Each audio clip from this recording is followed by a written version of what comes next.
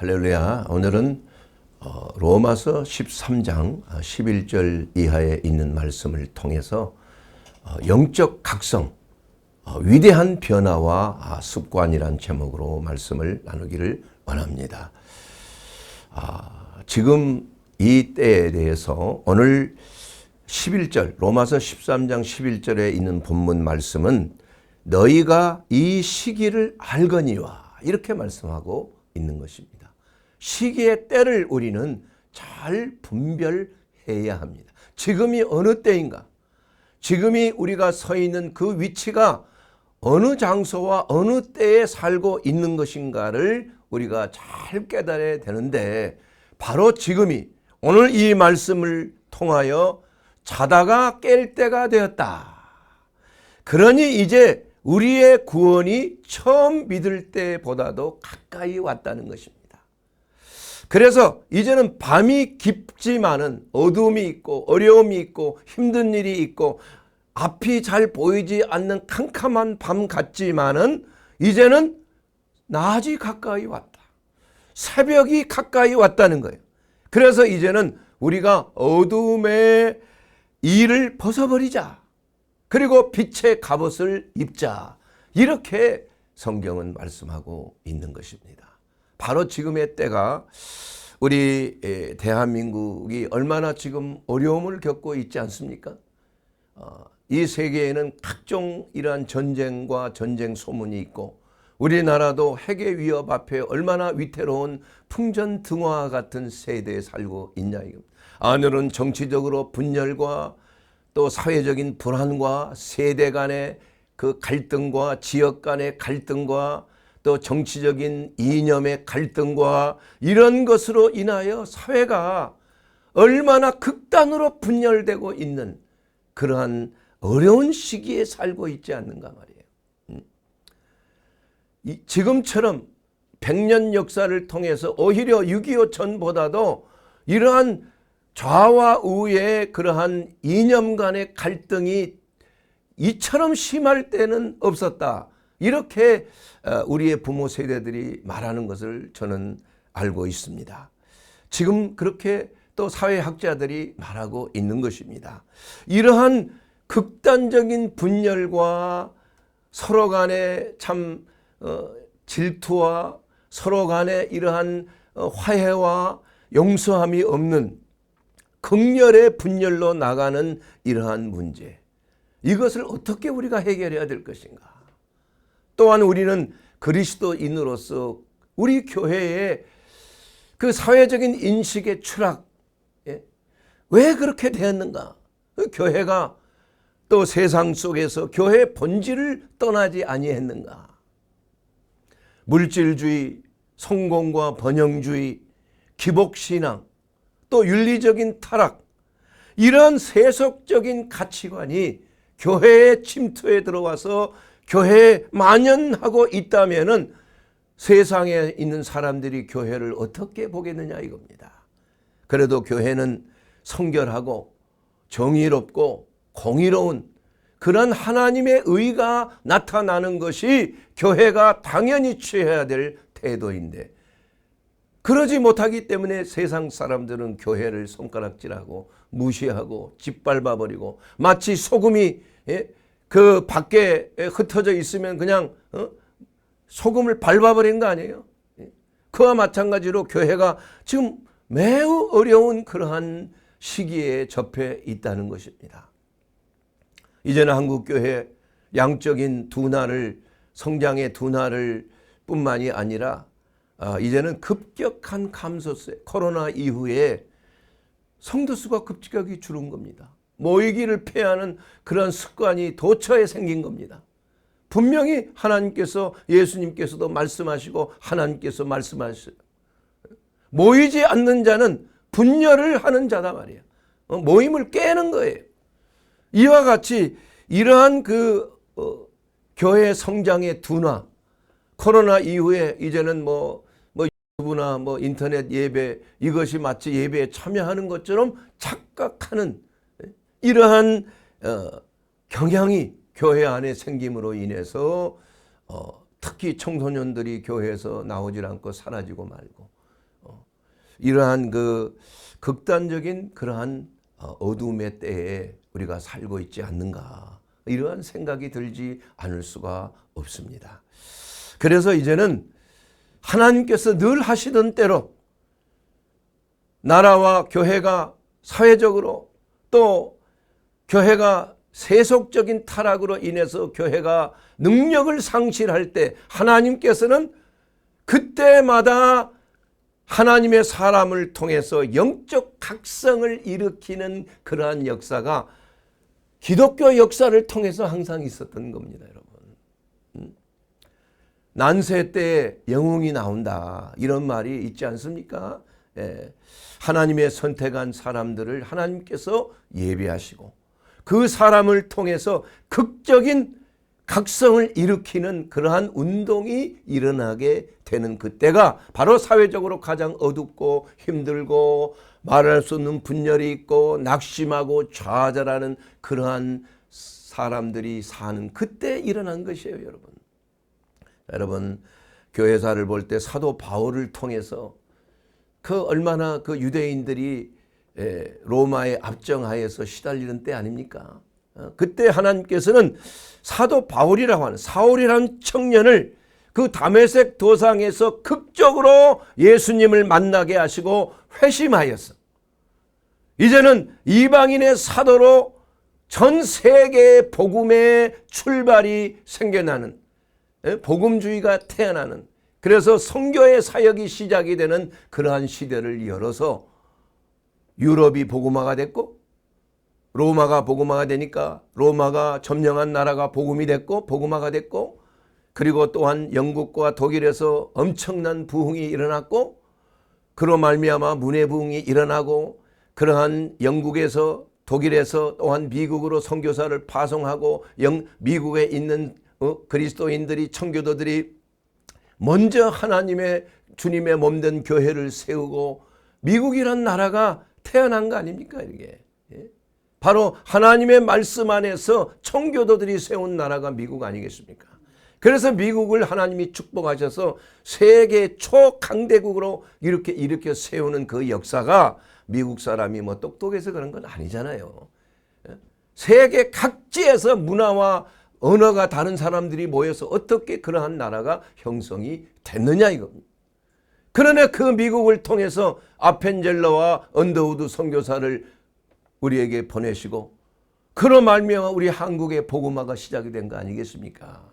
그래서 우리 대한민국이 그야말로 세계 유례가 없는 한강의 기적, 독일의 라인강의 기적보다도 더 급격하고 짧은 시간 내에 도움을 받던 가장 못 사는 후진국에서 가장 잘 사는 나라에 속하는 선진국 대열에 우리가 10대 경제 대국 안에 이미 들어왔고, 뭐 이번 포브스지에 의하면 우리나라의 그러한 그 영향력이 세계 6대 강국 속에 들어간다는 그러한 분명한 평가가 얼마 전에 나온 것을 보고 우리 하나님께서 얼마나 이 나라를 축복하셨는가. 이것이 바로 사도 바울이라고 하는, 사울이라는 청년의 회심을 통해서 영적 각성이 불러온 그러한 결과가 이 극동 변방에 있는 작은 나라 우리 대한민국에까지 그 복음의 은혜가 미쳐진 거 아니겠습니까? 또한 주 4세기경에는 어거친이라고 하는 그러한 젊은 시절 쾌락과 방탕함을 쫓고 신비, 이러한 영적인 신비적인 이러한 신비술이라고 이런 것에 사로잡힌 사람이 모니카의, 어머니 모니카의 그러한 끊임없는 중보 기도를 통해서 하나님의 말씀을 접하고 회개하여 그가 쓴 고백론이라고 하는 책은 영적인 각성과 하나님의 은혜에 대한 신학적인 그러한 가치가 이제는 제시된 거 아니겠습니까? 무엇이 하나님의 그 각성인가? 하나님의 회심을 통한 영적 각성을 이루게 되었는가? 하나님의 은혜가 어떤 것인가를 고백록을 통하여서 저도 많은 은혜를 받은 적이 있음을 고백할 수 아니할 수 없습니다. 또한 1500년경의 중세 때에는 하나님은 마틴 루터라고 하는 그러한 독일 청년을 통해서 종교 개혁을 일으킨 게 한 거 아니에요.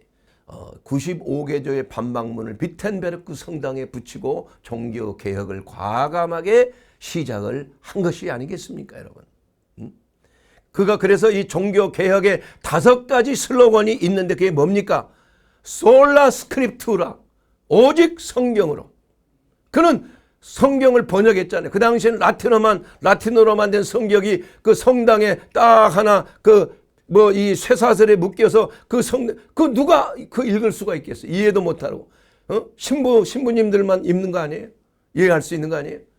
그래서 오직 성경으로 솔라 스크립투라, 솔라 피데, 오직 믿음으로.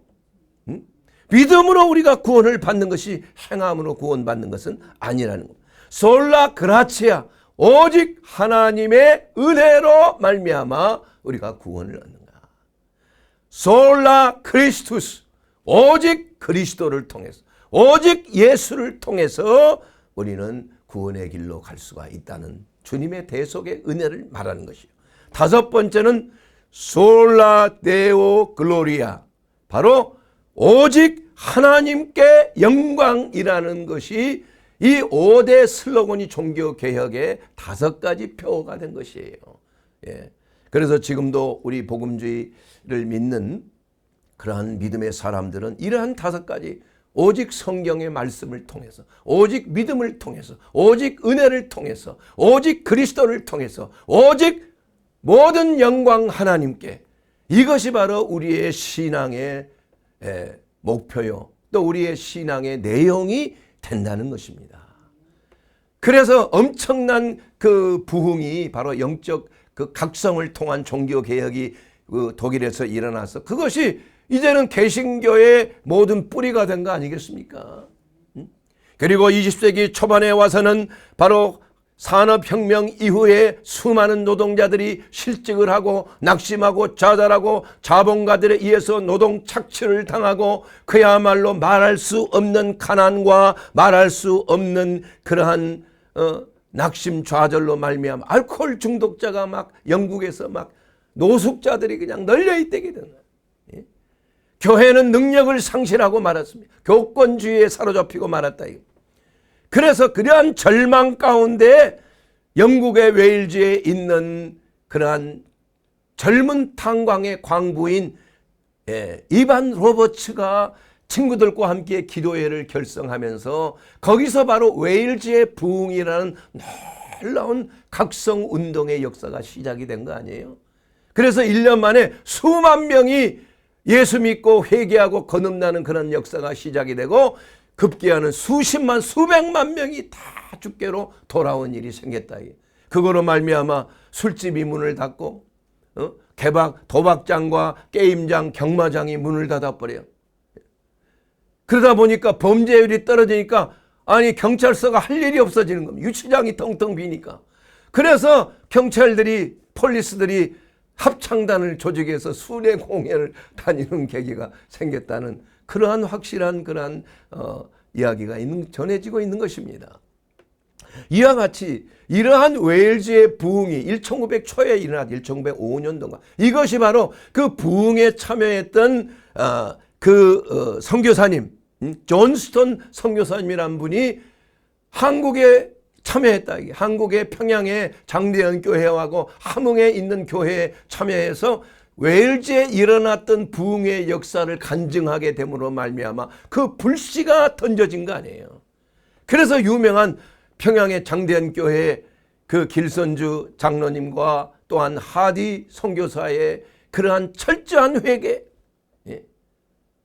이 회개의 역사로 말미암아 모든 사람들이 다 자기의 죄를 고백하고 얼마나 그 영적 각성의 운동으로 말미암아 그냥 교회가 뒤집어지고 만 거 아니에요.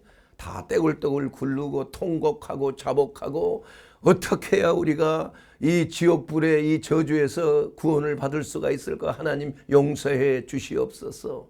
이렇게 해서 술 주정뱅이들이 술을 끊게 되고 그냥 주색 잡기에 그냥 타락한 사람들이 술을 끊고 기생집에 가는 거 끊고 말이야. 이 사회가 변화가 된 거 아니에요. 그걸로 인하여서 그 사회적인 변화, 여성 신분이 이렇게 차별이 사라지게 되고 그야말로 신분, 양반과 상놈의 신분 타파가 일어나고 교육의 열기가 일어나고 이제는 민족의식, 미신 타파 이러한 부흥운동이 사회 전반에 걸쳐서 놀라운 영향을 미치게 됐다. 이것서 그 결과는 평양이 바로 동방의 예루살렘이라고 하는 그러한 말을 들을 정도로 평양의 대부흥이 일어난 거 아니겠습니까, 여러분?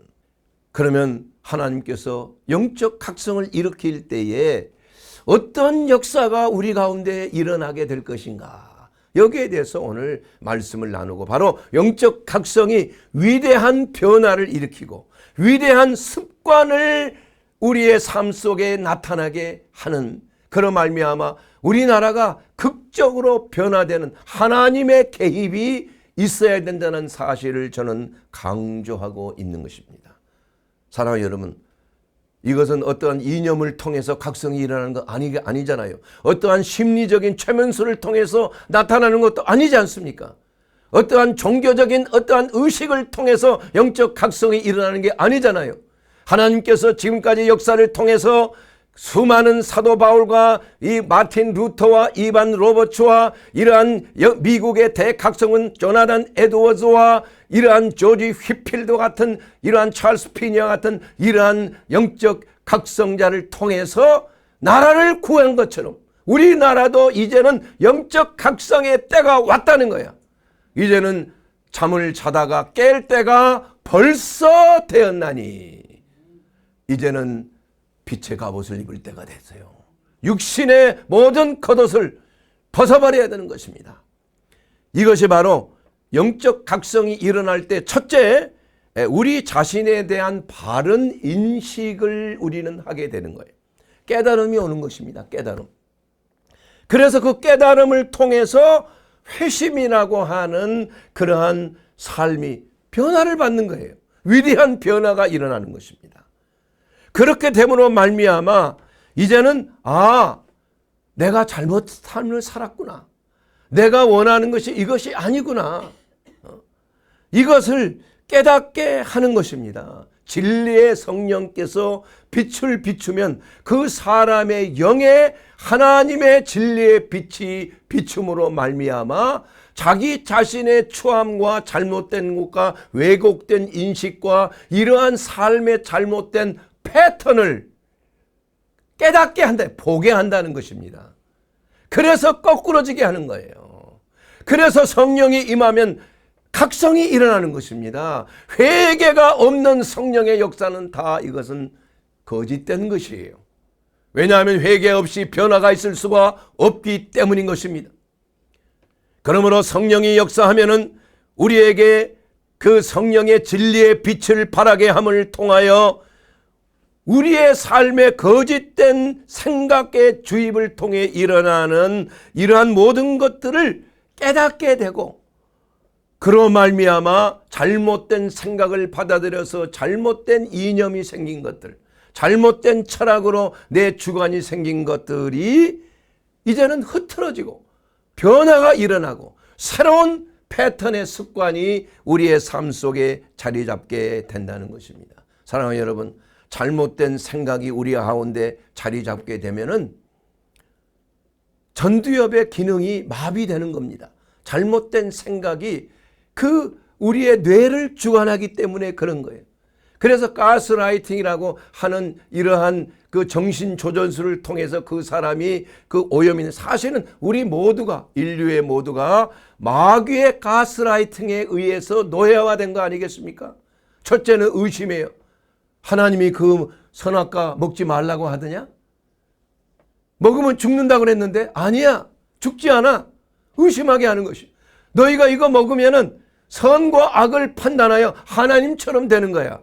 이렇게 의심하게 만든 것이 인류의 타락의 시초 아니겠습니까? 잘못된 생각이에요. 하나님의 진리의 말씀을 대적하는 것입니다. 이렇게 됨으로 말미암아 잘못된 판단과 잘못된 분별력으로 인하여서 우리의 뇌가 마귀의 노예가 되는 것입니다. 잘못된 생각, 세속적인 철학과 세속적인 속임수에 너희들은 속지 말라는 겁니다. 그래서 성령의 역사는 영적 각성을 통하여 내 삶을 통틀이채 송두리째 이것이 잘못됐다는 것을 깨닫게 하고 내 생각을 변화하게 하고 내 잘못된 왜곡된 인식을 바로잡게 하는 것이 바로 성령의 역사가 되는 것입니다. 이것이 바로 회심이에요. 회심은 괜히 일어나는 게 아니지만 내가 하고 싶어서 되는 게 아니고 잘못된 것을 하나님께서 조명하여 주실 때에 회심이 되는 거예요. 변화가 있는 것입니다. 저는 1980년도에 그것을 경험해서 제가 20대 중초반에 하나님께서 역사하신 거예요. 그랬을 때 내 삶이 변화를 받은 것처럼 영적 각성을 이룬 자에게는 이러한 잘못된 판단 기준이 바른 판단으로 진리의 말씀 안에 그렇게 들어가게 하는 거예요. 왜냐하면 잘못된 인식은 바로 내 삶 속에 모든 것들을 이렇게 노예화시키는 것입니다. 잘못된 전두엽의 모든 판단 기준을 오염시키고 이것을 잘못된 프로그램을 작동하게 해서 모든 기준이 잘못된 길로 가게끔 하는 거예요. 이것을 성령의 영적 각성을 통하여 우리는 바른 프로그램이 우리의 뇌 속에 다운되는 겁니다. 잘못된 프로그램은 지워지는 거예요. 하나님의 말씀으로 우리가 깨달음이 온다는 것입니다. 그래서 잘못된 인식은 우리 삶 속에 우리 전두엽의 뇌 해마의 그러한 편두체 그 충격을 가져도 하나님의 영적 각성은 그렇게 해서 그 충격받은 것이 우리 뇌의 전두엽에 그것이 전달이 되는 것입니다. 그렇게 함으로 인하여서 내가 잘못된 생각으로 살았구나 하는 것이 깨달아지는 거예요.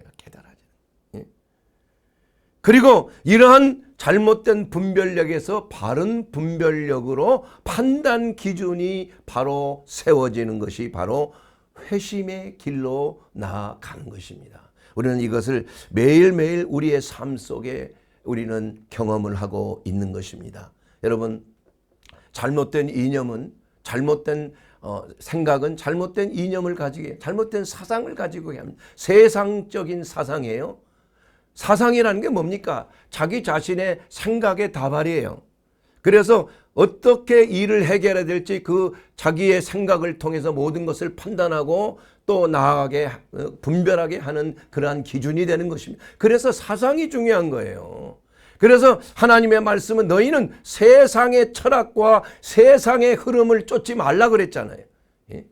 너희는 새롭게 변화를 받아 하나님의 선하시고 기뻐하시고 온전하신 뜻이 무엇인지를 너는 분별하라고 성경은 말씀하고 있는 것입니다.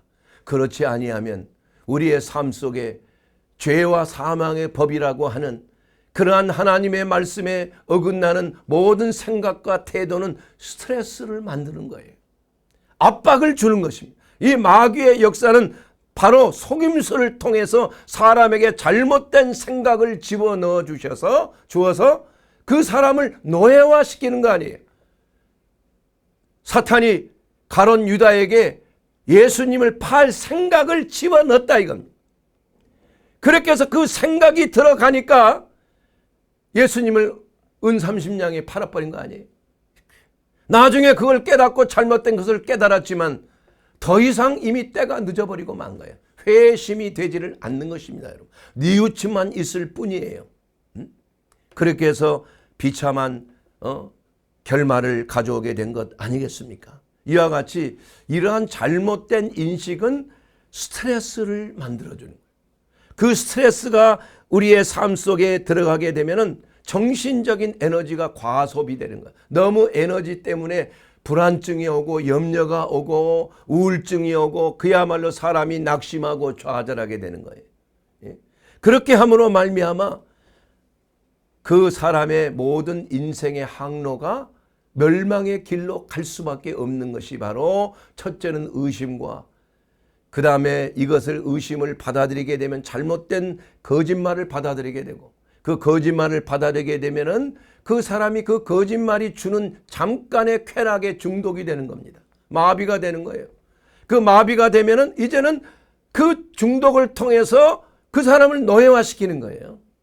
그 노예가 된 다음에 말을 안 들으면 철저하게 제재를 가하게 되는 거예요. 이것이 바로 인생이 타락하고 나서 죽음에 이르고 영원한 멸망의 길로 갈 수밖에 없는 죄와 사망의 법이라고 여러 차례 여러분에게 말씀을 드려 것입니다. 사랑하는 여러분, 그러므로 말미암아 영적 각성이 일어나게 되면 왜곡된 인식이 바로잡아지고, 이거 잘못된 생각이었구나. 내가 잘못된 행동을 했구나. 이것을 깨닫게 하고 회심하게 돼요. 돌이키게 되는 거예요.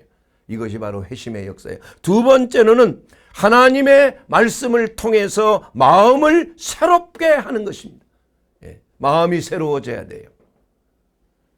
그래서 기록된 성경 말씀이 영적 각성을 통해서 성령께서 우리 가운데 참 옳은 하나님의 말씀으로 받아들이게 되면 디모데후서 3장 16절에 있는 그 말씀을 기록된 대로 모든 성경은 하나님의 감동으로 된 것으로 교훈과 책망과 바르게 함과 의로 교육하기에 유익하니 이는 하나님의 사람으로 온전하게 하고 모든 선한 일을 행할 능력을 갖추게 하려 함이니라. 그러므로 성경은 패하지 못하나니 하나님의 말씀을 받은 자들은 신이라 하셨거늘. 예수님이 하신 말씀이에요. 이 신이라는 거 여러분 오해하지 말게 되길 바랍니다. 신은 오직 한 분밖에 없지요. 근데 왜 예수님이 하나님의 말씀을 받은 자들을 신이라고 했는가? 이것은 바로 하나님의 성령께서 하나님의 말씀으로 거듭난 자들에게는 하나님의 영이 우리 안에 들어와 있기 때문에 그런 말씀을 하시는 거예요.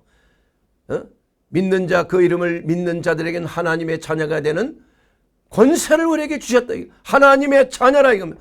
영적인 신의 자녀가 됐다 이겁니다. 그렇기 때문에 신의 자녀도 영적인 존재가 되었다는 것을 말씀하고 있는 거 아니겠습니까?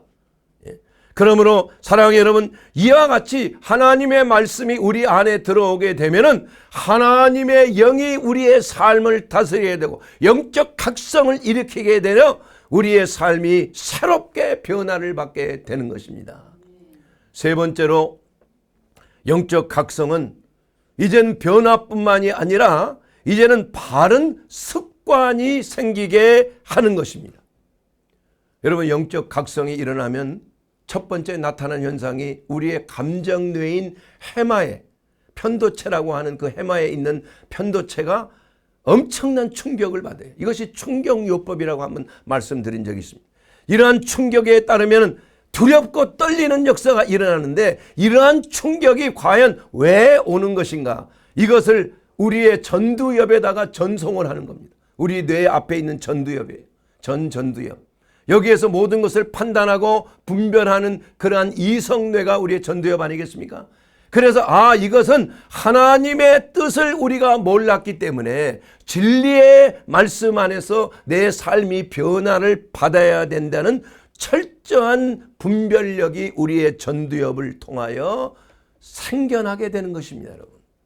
그래서 이제는 우리의 뇌의 회로가 지속적으로 반복적으로 하나님의 말씀으로 영적 각성이 일어나고 우리 뇌의 편도체가 활성화되고 충격을 받게 되면 우리의 뇌가 변화가 일어나는 거예요. 이것을 보고 뇌의 가소성, 신경 가소성의 원리다 이렇게 말합니다. 그래서 사람이 하나님을 믿는 사람은 습관의 회로가 생기는 거예요. 중독도 하나의 회로가 생겨서 그렇게 된 겁니다. 술을 계속 들다 보면 술에 임박이게 된 거 아니겠어요? 도박을 하다 보면 도박에 임박이게 되는 거예요. 그래서 너무나 쉽게 도박으로 들어가는 것입니다. 게임 중독에 빠지면 너무나 쉽게 우리의 뇌의 회로가, 특히 청소년들의 뇌의 회로가 그대로 그냥 성성이 돼요. 이제는 에너지가 필요가 없어. 노력이 필요 없어. 그냥 보는 순간에 싹 들어와가지고 점거를 딱 해버려요. 그러니까 행동을 안 할 수가 없는 그러한 강제적인 이러한 회로가 이게 바로 중독의 회로인 거예요. 정욕적인 쾌락의 회로가 되는 것입니다, 여러분. 그래서 이러한 나쁜 습관이 형성이 되는 것처럼 좋은 습관도 마찬가지예요. 이것을 우리 전두엽이 깨닫게 되면 이것을 교정하는 시간이 필요합니다. 노력이 필요합니다. 기도가 필요한 것입니다. 끊임없이 우리는 영적 전쟁을 벌여야 되는 것이에요. 그래서 중독에서 잘못된 삶의 이러한 판단력, 분별력이 사라진 데서 우리가 바로 되기 위해서는 끊임없이 영적 전쟁을 벌여야 돼요. 언제까지? 그 왜곡된 잘못된 인식의 회로가 변화를 이루게 되기까지 우리는 싸워야 되는 겁니다. 그러면은 그때 가서야 비로소 습관이 형성이 되는, 잘못된 습관에서 바른 습관으로 형성이 되는 것입니다. 미국의 심리학자는 찰스 두크라고 하는 분이 이런 말을 했습니다. 습관이 형성되는 과정은 신호와 행동과 보상이라는 3단계를 통하여 이루어진다는 것입니다. 예를 들자면 이제 하루 종일 근무하고 퇴근해서 피곤하다 이겁니다. 그러면 피곤하면 그 피로의 신호가 오는 거예요. 피로하잖아요. 열심히 일했어요. 그 피로의 신호가 오면 피로를 푸는 행동을 하게 되는 거예요. 어떤 행동합니까? 군것질을 한 거나 초콜릿을 먹는다든지 군것질을 하게 되는 거 아니에요. 과자를 먹는다든지 스낵을 먹는다든지. 그러면은 그러한 행동을 하면서 TV를 시청한 루틴이 이게 되는 거예요. 자, 그렇게 되면 기분이 어떻습니까? 기분이 좋아지는 거예요. 피로가 풀리는 것입니다. 이것이 바로 보상이라고 하는 이러한 신호가 오고 피로의 신호가 오고 스낵을 먹고 TV에 시청을 하는 행동이 나타나고 그러고 나면 피로가 풀리고 스트레스가 풀리구나. 이러한 보상이 옴으로 말미암아 이것이 축적이 되면은 습관이 생기는 거예요. 루틴이 생기는 거예요. 그러니까 너무나 쉽게 이것이 그대로 자동적으로 이루어지는 거예요, 여러분. 자, 여러분 주기도문을 한번 외워봅시다 하면 뭐 생각하면서 주기도문 하는 분 계십니까? 하늘에 계신 우리 아버지 이름이 거룩히 되어 그 나라의 임하시오 아버지의 뜻이 하늘에 땅에서 이루어지. 이게 나오는 거예요. 근데 이게 전두엽을 통해서 생각을 통해서 나오는 것이 아니라 우리의 기억 뇌인 습관 뇌인 그 기저핵부에 있는 해마를 통해서 이것이 자동으로 나오는 겁니다. 이게 바로 습관의 뇌예요. 그래서 좋은 습관은 좋은 해마를 우리가 기저핵을 갖고 있는 뇌가 달라졌다는 것입니다. 그러므로 여러분 뇌를 우리가 늘 새롭게 영적 각성을 통하여 새롭게 우리가 변화시켜야 돼요. 여러분 기도하는 습관 쉽지 않습니다. 여러분 기도해야 될 간절한 마음을 우리가 가져야 되는 거예요. 그렇게 해서 처음에는 힘들지만 뭐 그냥 무릅쓰고 모든 것을 문을 걸어 잠그고 모든 것을 차단하고 스마트폰도 끄고 기도하기를 결단하며 나아가는 것이 여러 차례 있어야 되는 것입니다. 그렇게 되면 이것이 바로 기도해야 될 신호가 되는 거예요. 그럼 기도를 하면은 어떤 보상 행동이 나타납니까? 그러니까 기도해야 될 신호가 되면 기도로 행동하게 되는 겁니다. 기도의 행동이 지속이 되면 어떤 보상이 옵니까? 마음의 평안이 오고 응답의 그러한 역사를 경험하게 되는 것이에요. 야, 이거 기도가 효과가 있네. 그래서 이거 기도해야 되겠구나.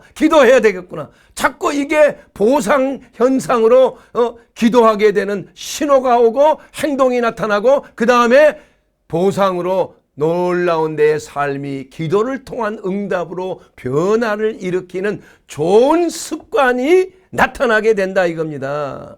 그래서 예수님께서는 습관을 쫓아 새벽 미명에 한적한 곳을 찾아 아버지께 기도했다고 말씀하고 있어요. 감람산에 가셨다고 예수님은 이렇게 기록하고 있는 것입니다. 제자들도 따라갔다.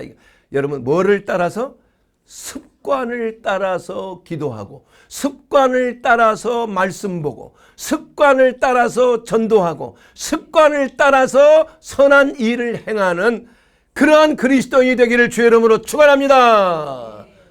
이것은 노력이 필요한 것입니다. 그러므로 영적 각성을 통하여 우리는 바른 행동이 따르는 습관을 기르게 되는 것입니다. 로마서 13장 13절에 보게 되면 낮에와 같이 단정히 행하고 방탕하거나 술 취하지 말고 음란하거나 호색하지 말며 다투거나 시기하지 말라. 이거 습관적으로 이러한 행동이 나타나게 하지 말라. 여러분 혹시 이러한 습관이 있습니까? 술 취하는 습관이 있습니까? 음란한 행위를 하는 습관이 생깁니까? 호색적인 것을 쾌락을 추구하는 습관이 있습니까? 그리고 맨날 다투거나 시비 거는 일에 습관적으로 행하는 그런 사람들이 있어요, 실질적으로.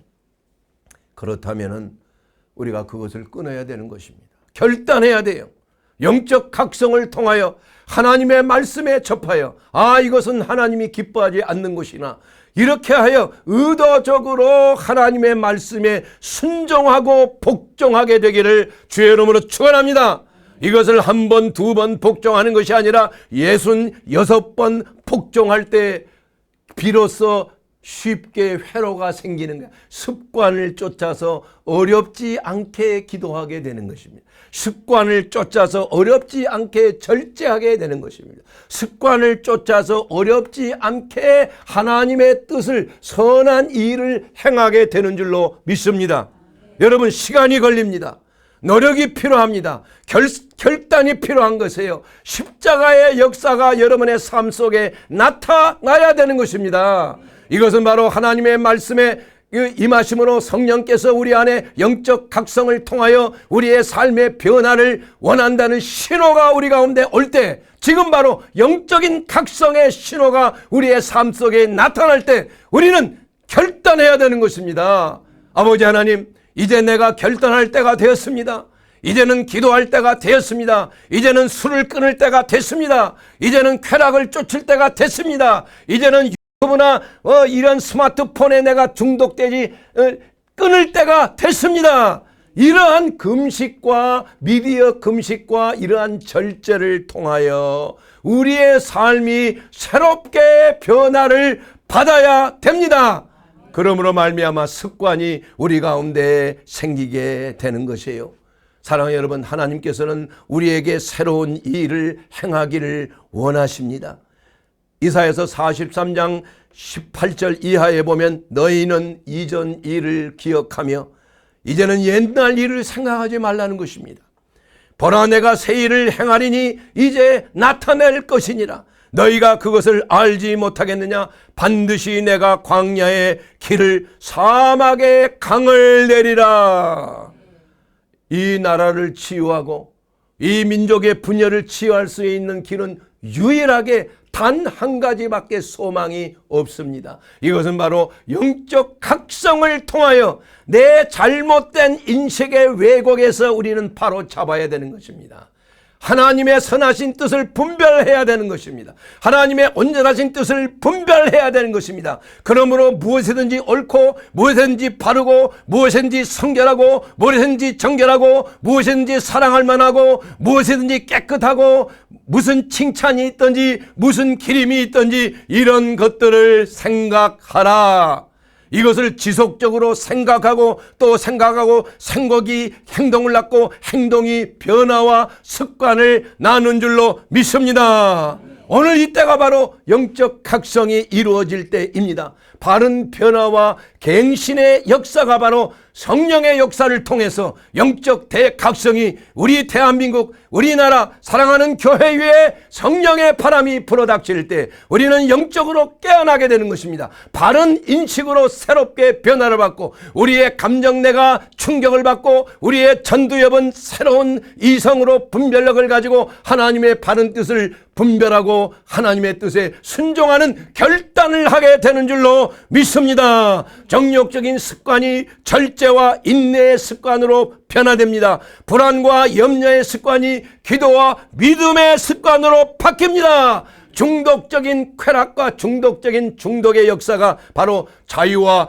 해방의 누림으로 바뀌게 되는 줄로 믿습니다. 사랑하는 여러분, 영적 각성을 통하여 새로운 위대한 변화가 일어납니다. 영적 각성을 통하여 여러분의 삶이 새로운 위대한 습관 안에서 습관을 쫓아 하나님을 경외하고, 습관을 쫓아 하나님께 기도하고, 습관을 쫓아 거룩하고 선한 이웃에게 선을 행하는 선한 이웃의 삶이 되는 줄로 믿습니다. 그러므로 말미암아 우리는 그리스도 예수 안에서 거하여야 되는 것입니다. 우리의 새로운 습관은 예수 안에 있는 생명의 성령의 법이 모든 죄와 사망의 법, 멸망의 법으로부터 여러분을 해방되게 하는 것입니다.